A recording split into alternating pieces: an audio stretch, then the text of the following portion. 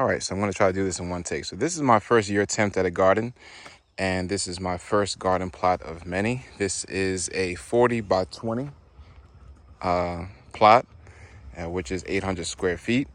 And I wanted to start with a protection mindset first for the garden because we have deer and other pests that will cause havoc in the garden. So I wanted to make sure that whatever I put in here would be protected as much as possible.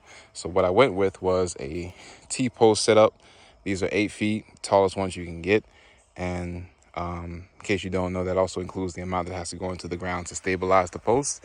So 2 feet has to go into the ground to stabilize the post, which leaves 6 feet above ground. And to extend it, because deer can jump about 8 feet, I'm told, to extend it, I wanted to get it up to about 10 feet, which will prevent them and deter them from coming in. I went ahead and purchased these PVC pipes, these 1.5-inch PVC pipes.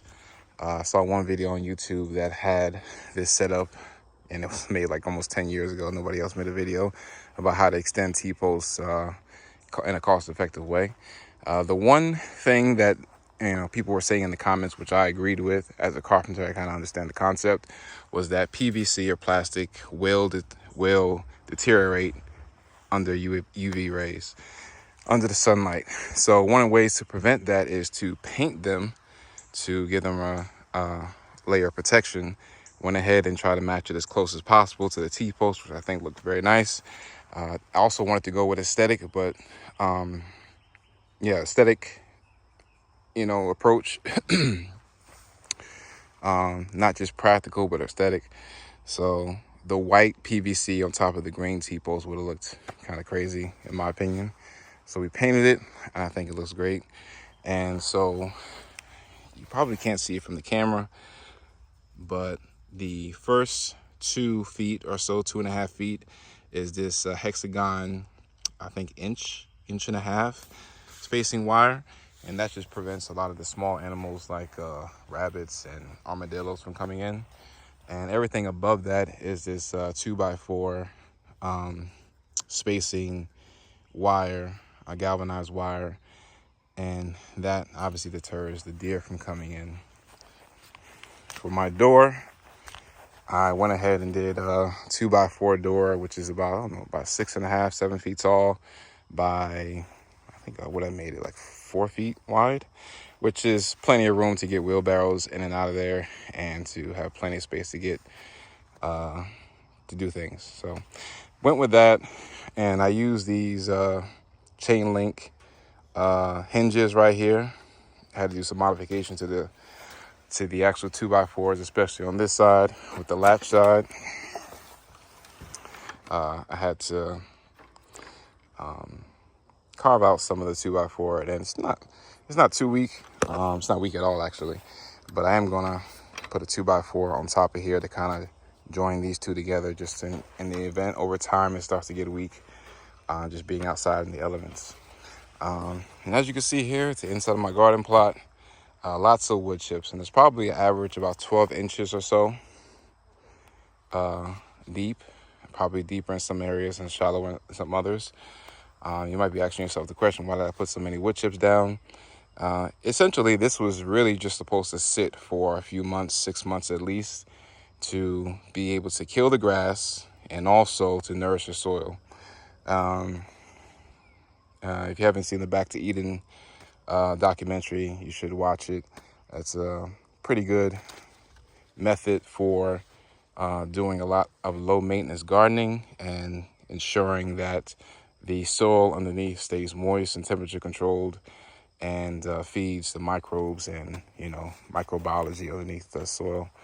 But I like it. I like the method. My uncle actually started doing it first in my family, and I just saw the results, and I was sold. A lot of people will say that wood chips will tie up the nitrogen, and that is true only if you till it into the soil. It's a very distinct point you need to understand about that, because that's not true if you use it on top of the soil. On top of the soil, it serves as a mulch layer. Now, any gardener will tell you that when you have a garden, having a mulch layer is key, to ensuring that you have water retention so you don't have to water as much, and to keep the weeds down. And this has done a great job of doing both. And if you look over there, I had a large pile of wood chips that I obviously is here now, and maybe I might go over there. I don't think I have a shovel over there right now, but you look under there and it's just black gold. The soil looks really, really good. Nothing like this red clay that you see there. And so I'm excited for what this is going to be within a year. You know, letting it sit. It's going to go down. It's 12 inches now, but over time, it's going to get broken down and turn into compost and feed the microorganisms underneath the soil. So I'm excited for that. I did plant a couple things. I didn't plan on planting anything, but my mother had got us some plants, and so I was like, okay, let's go ahead and put these in the ground and see what they do. And got 4 tomato plants, 2 varieties. And this one particularly is very an interesting one for me, because when I was putting this in the ground, I don't think you can see it. I think I took a better picture before. But right there, the main stem broke, not just in half, but I mean, it was hanging on by strands. And I didn't think it was going to survive, but I went ahead and just braced it up and kind of grafted it, if you will. And now, let me see if I can find, yeah, here it is. It's starting to bear fruit.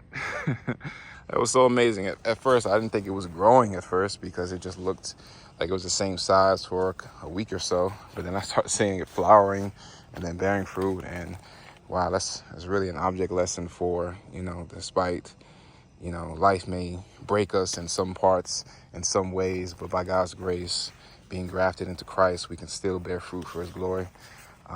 But yeah, just amazing, just exciting to see that, because I was kind of bummed out that I was like, man, I just lost a plant just that quick. We also have our blueberries right here. It looks like they're almost ripe. They're like purple now. Before they were green, turning purple, and they're going to be blue soon. I ordered some protective netting. I saw a video on YouTube that was actually a good idea, buying some bridal veil, and you can buy it in bulk for like $15 for like 150 feet.